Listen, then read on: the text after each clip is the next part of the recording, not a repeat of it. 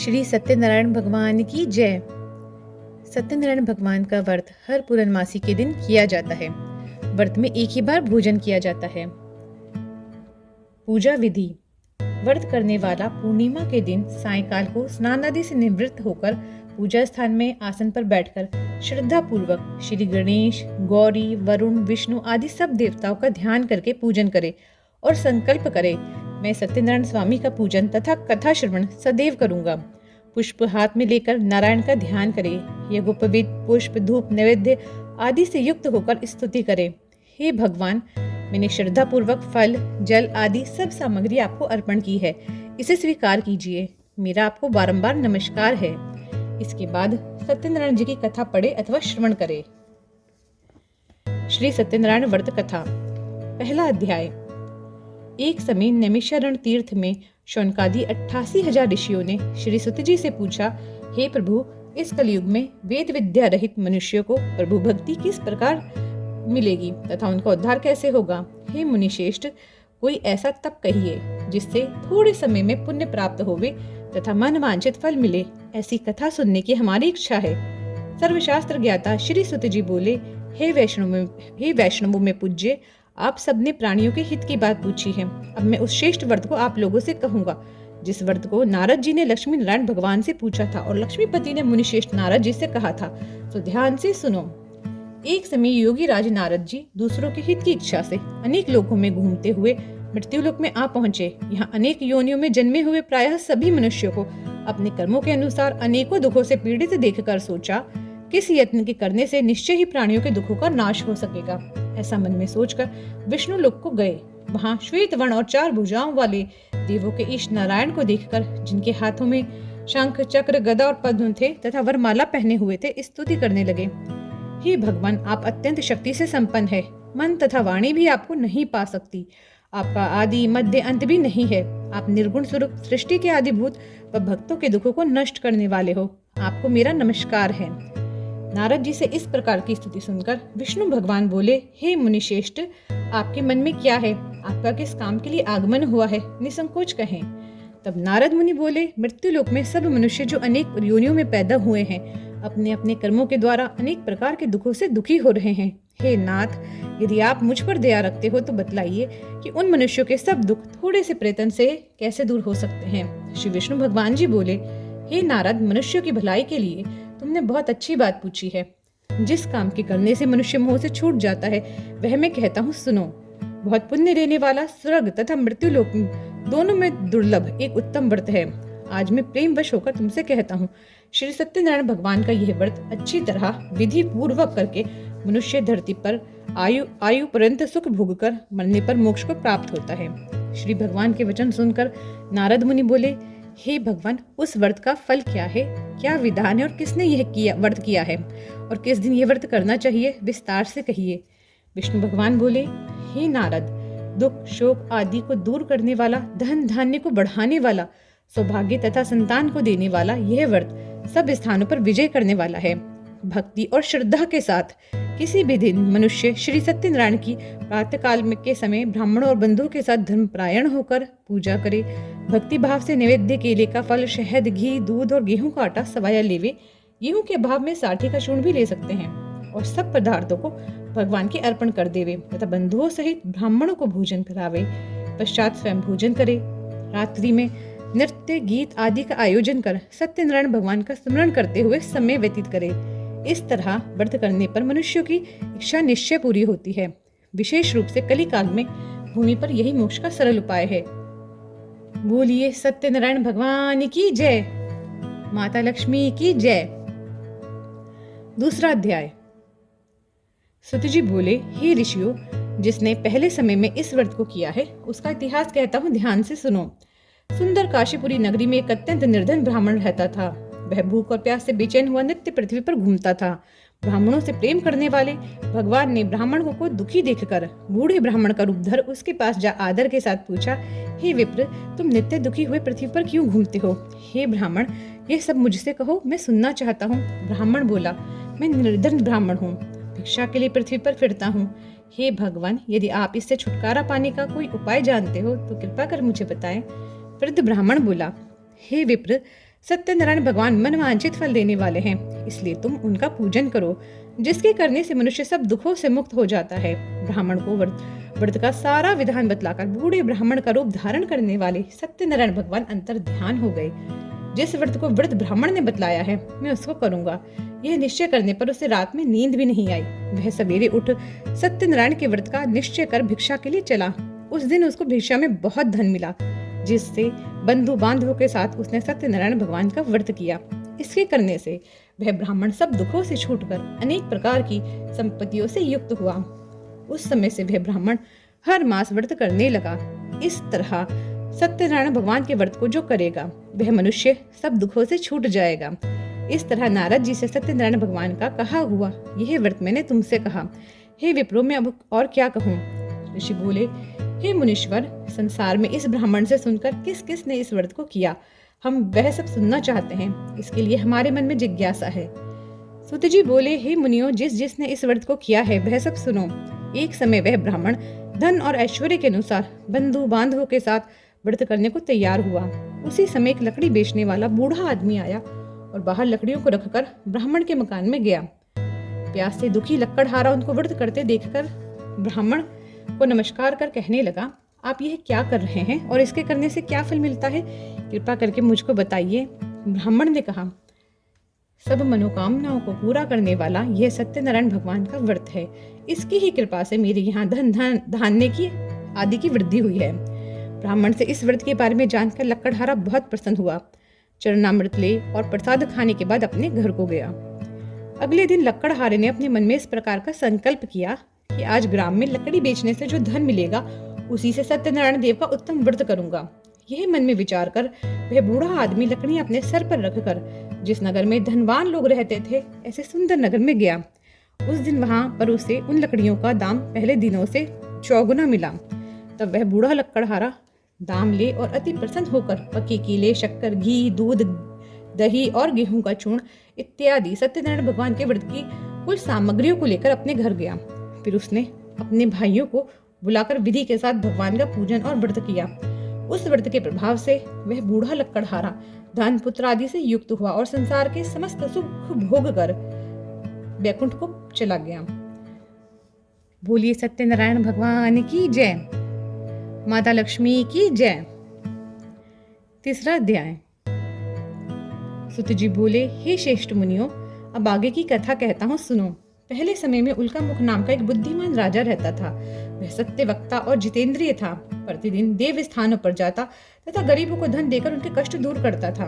उसकी पत्नी कमल के समान मुख वाली और सती साध्वी थी। पुत्र प्राप्ति के लिए भद्रशिला नदी के तट पर उन दोनों ने श्री सत्यनारायण भगवान का व्रत किया। उस समय में वहां एक साधु नामक वैश्य आया। उसके पास व्यापार के लिए बहुत सा धन था। वह नाव को किनारे पर ठहराकर राजा के पास आ गया और राजा को व्रत करते हुए देखकर विनय के साथ पूछने लगा, हे राजन, भक्ति युक्त चित्त से आप यह क्या कर रहे हैं? मेरी सुनने की इच्छा है, सो आप यह मुझे बताइए। राजा बोला, हे वैश्य, अपने बांधवों के साथ पुत्र आदि की प्राप्ति के लिए यह महाशक्तिवान सत्यनारायण भगवान का व्रत व पूजन कर रहा हूँ। राजा के वचन सुनकर साधु आदर से बोला, हे राजन, मुझसे इसका सब विधान कहो, मैं भी आपकी कथा अनुसार इस व्रत को करूंगा। मेरी भी कोई संतान नहीं है, मुझे विश्वास है कि इस व्रत के करने से निश्चय ही होगी। राजा से सब विधान सुन व्यापार से निवृत्त हो वे आनंद के साथ अपने घर को गया।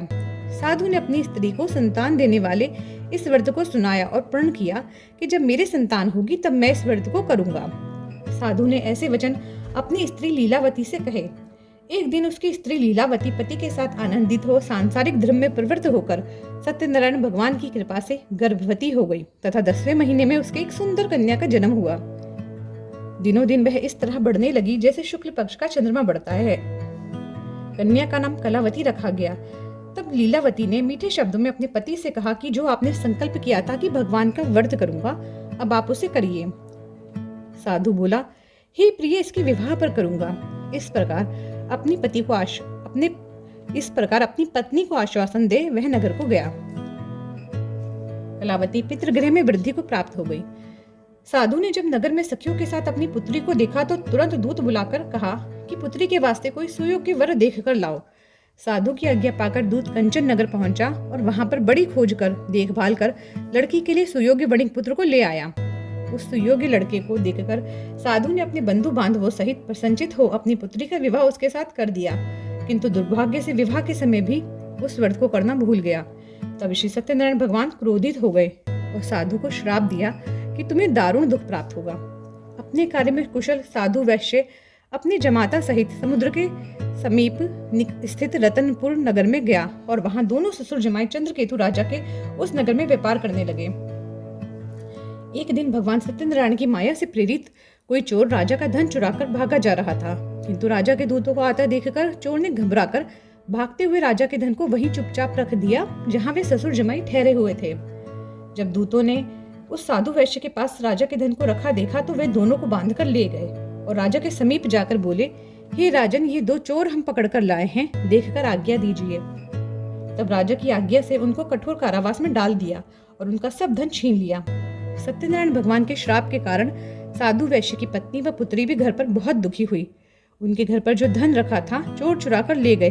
शारीरिक व मानसिक पीड़ा तथा भूख प्यास से अति दुखित हो अन्न की चिंता में कलावती एक ब्राह्मण के घर गई।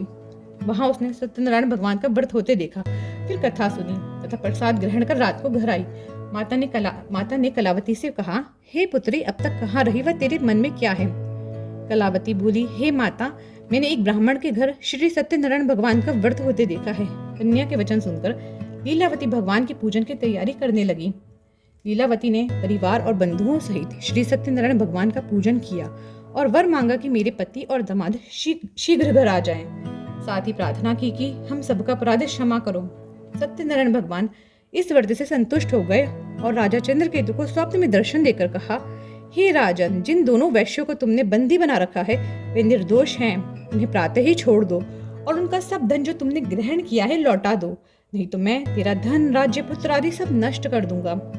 राजा से ऐसे वचन कहकर भगवान अंतर ध्यान हो गए। प्रातःकाल राजा चंद्रकेतु ने सभा में अपना स्वप्न सुनाया, फिर दोनों वणिक पुत्रों को कैद से मुक्त कर सभा में बुलाया। दोनों ने आते ही राजा को नमस्कार किया। राजा मीठे वचनों से बोला, हे महानुभावों, तुम्हें भावीवश ऐसा कठिन दुख प्राप्त हुआ है, अब तुम्हें कोई भय नहीं। ऐसा कहकर राजा ने उनको नए नए वस्त्र आभूषण पहनवाए तथा उनका जितना धन लिया था उसे दुगना धन देकर आदर सहित विदा किया। दोनों वैश्य अपने घर को चल दिए। बोलिए सत्यनारायण भगवान की जय। माता लक्ष्मी की जय। चौथा अध्याय। सुतजी बोले, वैश्य ने मंगलाचार करके यात्रा आरंभ की और अपने नगर को चला। उनके थोड़ी दूर निकलने पर दंडी वेशधारी सत्यनारायण ने उनसे पूछा, हे साधु, तेरी नाव में क्या है? अभिमानी वणिक हंसता हुआ बोला, हे दंडी, आप क्यों पूछते हो? क्या धन लेने की इच्छा है? मेरी नाव में तो बेल और पत्ते भरे हैं। वैश्य का कठोर वचन सुनकर भगवान ने कहा, तुम्हारा वचन सत्य हो।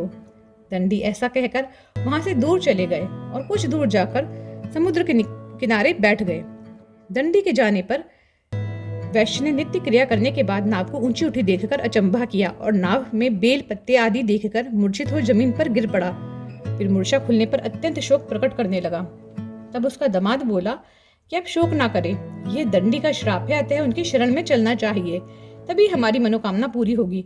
दामाद के वचन सुनकर वैश्य दंडी के पास पहुंचा और अत्यंत भक्ति भाव से नमस्कार करके बोला, हे भगवान, आपकी माया से मोहित ब्रह्मा आदि भी आपके रूप को नहीं जानते, तब मैं अज्ञानी कैसे जान सकता हूँ? आप प्रसन्न होइए, मैं सामर्थ्य के अनुसार आपकी पूजा करूंगा। मेरी रक्षा करो और पहले के समान नौका में धन भर दो।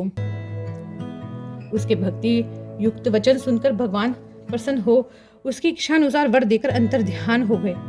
तब उन्होंने नाव पर आकर देखा कि नाव धन से परिपूर्ण है। फिर वह भगवान सत्यनारायण का पूजन कर साथियों सहित अपने नगर को चला। जब अपने नगर के निकट पहुंचा तब दूत को घर भेजा। दूत ने साधु के घर जा उसकी स्त्री को नमस्कार कर कहा कि साधु अपने दामाद सहित इस नगर के समीप आ गए हैं। ऐसा वचन सुन साधु की स्त्री ने बड़े हर्ष के साथ सत्यदेव का पूजन कर पुत्री से कहा, मैं अपने पति के दर्शन को जाती हूँ, तो कार्य पूर्ण कर शीघ्र आ। परंतु कलावती माता के वचनों को अनसुना कर प्रसाद छोड़कर पति के पास चली गई। प्रसाद की अवज्ञा के कारण सत्यदेव ने रुष्ट हो उसके पति को नाव सहित पानी में डुबो दिया। कलावती अपने पति को ना देखकर रोती हुई जमीन पर गिर गई। इस तरह नौका को डूबा हुआ तथा कन्या को रोता देख साधु दुखित हो बोला, हे प्रभु, मुझसे या मेरे परिवार से जो भूल हुई है उसे क्षमा करो। उसके दीन वचन सुनकर सत्यदेव प्रसन्न हो गए और आकाशवाणी हुई, हे साधु, तेरी कन्या मेरे प्रसाद को छोड़कर आई है, इसलिए इसका पति अदृश्य हुआ है। यदि वह घर जाकर प्रसाद खाकर लौटे तो उसे पति अवश्य मिलेगा। ऐसी आकाशवाणी सुनकर कलावती ने घर पहुंचकर प्रसाद खाया, फिर आकर पति के दर्शन किए। तत्पश्चात साधु ने बंधु बांधवों सहित सत्यदेव भगवान का विधि पूर्वक पूजन किया। उस दिन से वह प्रत्येक पूर्णिमा को सत्यनारायण भगवान का पूजन करने लगा। फिर इस लोक का सुख भोग कर अंत में स्वर्ग लोक को गया। बोलिए सत्यनारायण भगवान की जय, माता लक्ष्मी की जय। 5वां अध्याय। श्री सुत जी बोले, हे ऋषियों, मैं एक और कथा कहता हूँ, सुनो। प्रजापालन में लीन तुंगध्वज नाम का एक राजा था। उसने भी भगवान का प्रसाद त्याग कर बहुत दुख पाया। एक समय वन में जाकर वन्य पशुओं को मारकर बड़ के पेड़ के नीचे आया। वहां उसने ग्वालों को भक्ति भाव से बांधवों सहित सत्यनारायण जी का पूजन करते देखा, परंतु राजा अभिमानवश देखकर भी वहां नहीं गया और ना नमस्कार ही किया। जब ग्वालों ने भगवान का प्रसाद उसके सामने रखा तो वह प्रसाद को त्याग कर अपनी सुंदर नगरी को चला गया। वहां उसने अपना सब कुछ नष्ट पाया। तब वह जान गया कि यह सब भगवान ने ही किया है। तब वह उसी स्थान पर ग्वालों के समीप गया और विधि पूर्वक पूजन कर प्रसाद खाया तो सत्यदेव की कृपा से पहले जैसा था वैसा ही हो गया। फिर दीर्घ काल तक सुख भोग कर मरने पर स्वर्गलोक को गया। जो मनुष्य इस परम दुर्लभ व्रत को करेगा, भगवान की कृपा से उसे धन धान्य की प्राप्ति होगी। निर्धन धनी और बंदी बंधन से मुक्त होकर निर्भय हो जाता है। संतानहीनों को संतान प्राप्त होती है तथा सब मनोरथ पूर्ण होकर अंत में बैकुंठ धाम को जाता है।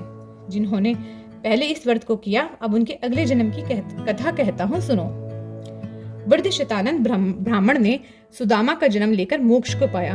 उल्कामुख नाम का राजा दशरथ होकर बैकुंठ को प्राप्त हुआ। साधु नाम के वैश्य ने मोरध्वज बनकर अपने पुत्र को आरे से चीरकर मोक्ष को प्राप्त किया। महाराज तुंगध्वज स्वयंभू मनु हुए। उन्होंने बहुत से लोगों को भगवान की भक्ति में लीन कर स्वयं मोक्ष प्राप्त किया। लक्कड़हारा भील अगले जन्म में गुह नामक निषाद राजा हुआ, जिसने भगवान राम के चरणों की सेवा कर मोक्ष प्राप्त किया। बोलिए सत्यनारायण भगवान की जय, माता लक्ष्मी की जय। श्री सत्यनारायण जी की आरती। जय लक्ष्मी रमणा, श्री जय लक्ष्मी रमणा, सत्यनारायण स्वामी जनपातक हरिणा। ओम जय लक्ष्मी रमणा। रतन जड़ित सिंहासन अद्भुत छवि राजे, नारद करत निरंतर घंटा ध्वनि बाजे। ओम जय लक्ष्मी रमणा। प्रकट भय कलि कारण द्विज को दर्श दियो, बूढ़ो ब्राह्मण बनकर कंचन महल कियो। ओम जय लक्ष्मी रमणा। दुर्बल भील कठारो इन पर कृपा करी, चंद्रचूड़ एक राजा तिनकी विपत्ति हरी। ओम जय लक्ष्मी रमणा। वैश्य मनोरथ पायो श्रद्धा तज दीनी, सो फल भोग्य प्रभु जी फिरे स्तुति कीनी। ओम जय लक्ष्मी रमणा। भाव भक्ति के कारण छिन छिन रूप धर्यो, श्रद्धा धारण कीन्ही तिनको काज सरयो। ओम जय लक्ष्मी रमणा। ग्वाल बाल संग राजा वन में भक्ति करी, मन वांछित फल दीन हो दीन दयाल हरि। ओम जय लक्ष्मी रमणा। चढ़त प्रसाद सवाया कदली फल मेवा, धूप दीप तुलसी से राजी सत्य देवा। ओम जय लक्ष्मी रमणा। श्री सत्यनारायण जी की आरती जो कोई नर गावे, कहते शिवानंद स्वामी मनवांछित फल पावे। ओम जय लक्ष्मी रमणा। बोलिए सत्यनारायण भगवान की जय।